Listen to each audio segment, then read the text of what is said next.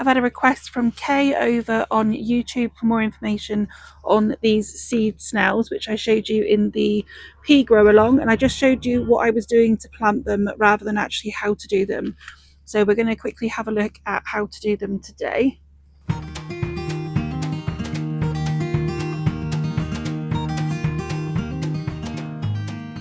For this, you're going to need some leftover plastic.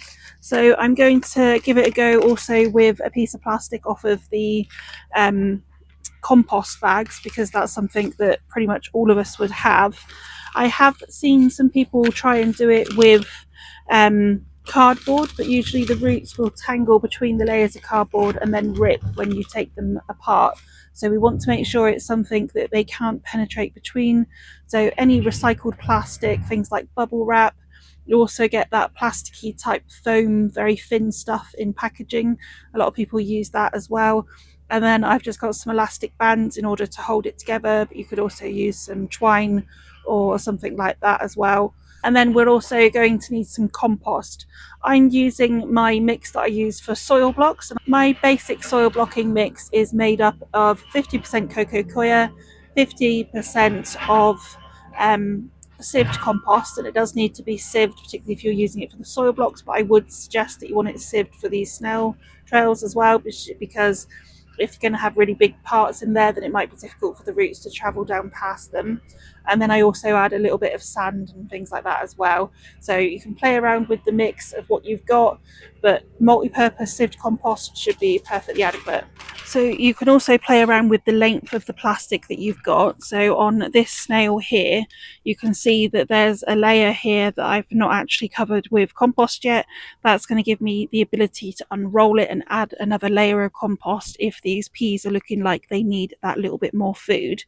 If you're going to go for something that is maybe going to be in them for less time, or they're not going to build as much roots, then I wouldn't say you need to go quite as long, but you do need it long enough that it is going to hold itself together and not fall apart. I've got some wet compost here, but you could spray yours afterwards. So that's sort of the wetness that we use it for the soil blocks. And what it did on the first one that I used was just sort of dripped quite a bit out the bottom initially.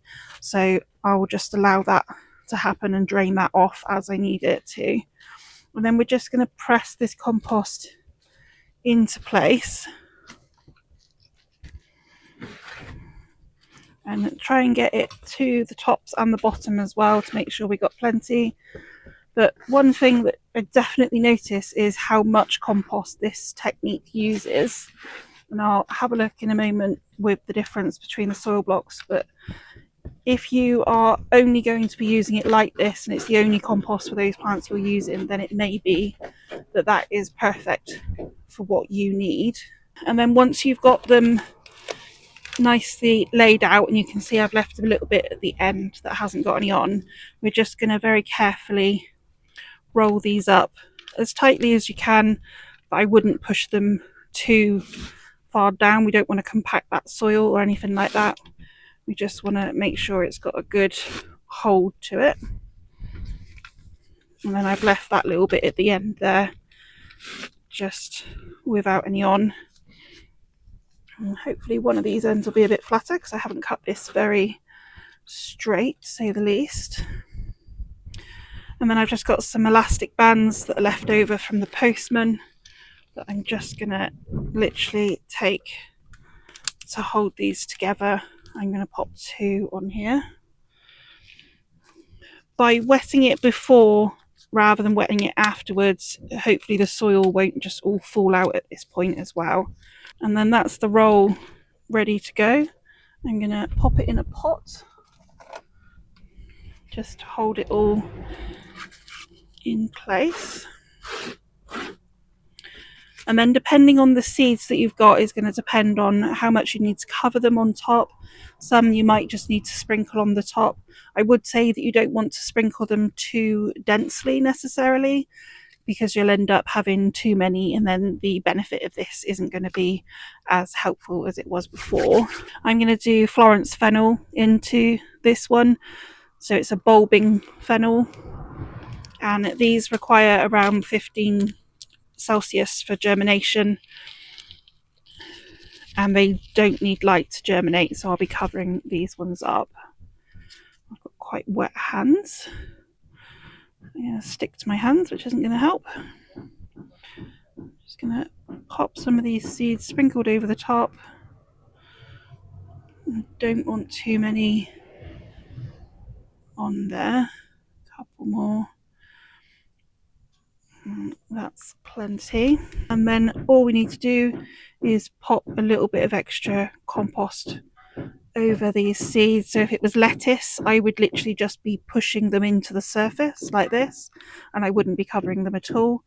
Lettuce is one that I prefer not to be covered. And with any seeds that I do, I don't cover them too thickly. It just gives them too far to have to travel up to the light. A seed has everything that you need in it to germinate, but if it's buried too deeply, then it won't actually manage to push its way up through that soil. One of those bands isn't quite up, so I'm going to pop that a little bit higher, but you can see already the water's starting to drain out of this, so I'll just be draining that out as I go. If you're using a technique where you're spraying it, then you're likely not to have quite as much water, and we don't want it to sit in water, that's for sure. And then after you've done this, one of the things you're going to want to do is, for most seeds, it will want a higher level of humidity, so you can add a bag over the top, or you can just pop it into a dome with the other ones. But as you can see, this is pretty deep, so it's going to manage to stay in these for quite a long time. And then, as I said, you can just unroll them and add that little bit more compost if there isn't enough food. With the peat-free compost, we're looking at around 4 weeks for how much food that these will be sustained for, and then with peat compost you're looking at around 6 weeks.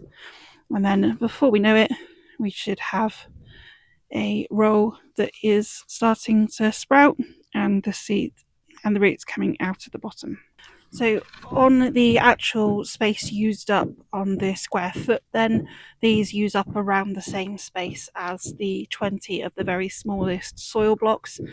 And you can see that for the equivalent, I probably can make 5 trays of soil blocks for the equivalent of compost. But these are going to stay in here for a very short amount of time. They will need fertilizing, and you will need to bump them up and therefore use more space.